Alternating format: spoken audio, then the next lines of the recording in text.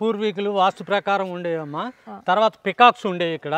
ఆ పికాక్స్ కింద తిరుగుతూ ఉంటే వాటికి ఆహారం అది వేస్తూ ఇక్కడ అవన్నీ కూడా చక్కగా వయ్యారంగా నడకలు నడుస్తూ ఈ చుట్టుపక్కల ఇదంతా ఆహ్లాదంగా ఉండేదమ్మా.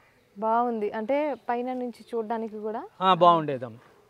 ఏమంటారు అంటే పైన దర్బార్ హాల్ అమ్మా. అది పైన హాల్, కుటుంబ సభ్యులు వాళ్ళంతా కూర్చొని మాట్లాడుకోవటానికి పైన పెద్ద హాల్ ఉంది. తర్వాత వెనక పక్కన ఒక నాలుగు రూములు, బెడ్రూములు, మొత్తం టాయిలెట్ రూమ్స్ అవన్నీ కూడా. ఇది 4 అంతస్తులు మేడమ్మ. ఇది 4 అంతస్తులు అమ్మ. ఈ 4 అంతస్తుల్లో వారి బెడ్రూమ్లు అటు ఉండేవి. పైన ముందు పక్కన ఇదంతానేమో దర్బార్ ఉండేదమ్మా.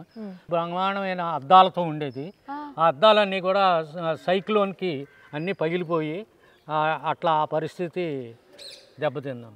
చిలకలు కూడా ఉన్నాయి పైన. ఇవి కూడా చిలకలు ఇదివరకు పావురాయిలు ఇవన్నీ లోనకి వెళ్తుంటే వైర్ నెట్టింగ్ వేయించారమ్మా, లోనకి వెళ్లకుండా.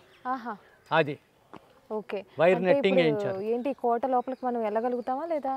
వెళ్తామమ్మా అక్కడికి. అంటే వెళ్ళక ముందే ఇదంతా ఇంత అందంగా ఉంది. అక్కడ శిల్పులు చూస్తుంటే అవును చెక్కినట్టు. ఇవి చెక్క శిల్పి అని వారు ఉండేవారమ్మా. వారు పూర్వీకులు ఆ చెక్క శిల్పిని పెంచి పోషించి ఆ చెక్క శిల్పితో కొన్ని విగ్రహాలని చెక్కించిన తర్వాత దాంట్లో పోత పోసిన విగ్రహాలమ్మ ఇవి. ఒకసారి చూద్దామా దగ్గరికి వెళ్ళొచ్చమ్మా.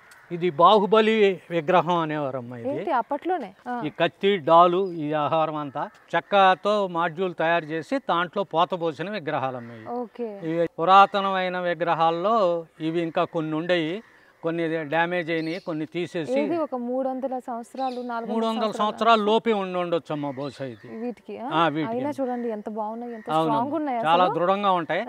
ఇది కొన్ని కదిపి పక్కన పెట్టడానికి చేసినప్పుడు కొన్ని డిస్టర్బ్ అయి పాడైపోతే తీసేశారు. ఈ శివుడి విగ్రహం ఇది చూసారా. అప్పట్లోనే శివుడు ఈ నాగుపాము ఆ షేపులు అన్నీ కూడా ఆయన ఏర్పాటు చేసి పెట్టారు. అవునమ్మా, అన్నీ ఉన్నాయి. చాలా అందంగా ఉంది చూడడానికి. పరిసర ప్రాంతాల్లో ఎవరైనా సరే కోట మేడ, ఈ మేడలో మొత్తం కుటుంబ సభ్యులంతా ఇక్కడే పైన ఉండేవారు. ఈ పైన దర్బార్ ఉంది, విలువైన వస్తువులు అన్నీ చాలా జాగ్రత్తగా ఉండేవి. అంటే పైన దర్బార్ ఉంటుందమ్మా. కింద ఇదంతా కూడా రాజావారు ఆ రోజుల్లో రాజకీయాల్లో ఉండేవారు. ఆయన హెల్త్ మినిస్టర్ చేశారు. ఆయన ఆంధ్రప్రదేశ్ హెల్త్ మినిస్టర్గా కూడా చేశారు.